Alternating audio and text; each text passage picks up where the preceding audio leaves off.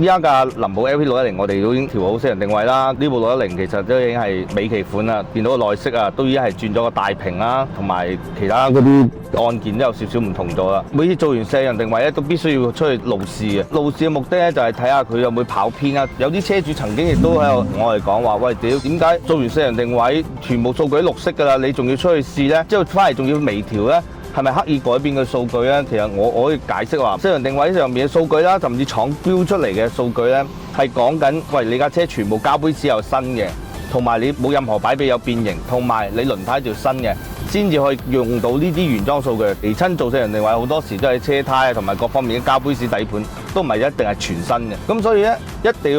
有輕微咁去就呢啲路面上嘅情況啊。咁所以我哋前速要少少，再喺路面上面微調啦，冇擾亂其他數據嘅。第二樣咧，如果大家有留意啊，其實咧澳門啦、香港啦，其實嗰個路咧路面唔係完全平嘅，嗰條路咧係斜到向呢個水渠蓋嗰邊嘅。所以咧我哋咧如果意識到呢架車係港車澳車不相上啊，或者就算佢兩地牌都好，佢如果係經常行佢自己本地嘅地方咧，我哋一定會揾一段路好多水渠蓋嘅，就跟翻嗰度嚟路試嚟調整嘅。如果佢話走大陸嘅，我哋就會揾翻近海邊啊好平嘅路嚟行啊，甚至真係會走一轉高速嚟試嘅。所以有四人定位嘅問題咧，大家可以喺留言區度留言，我係可以為你哋解答嘅。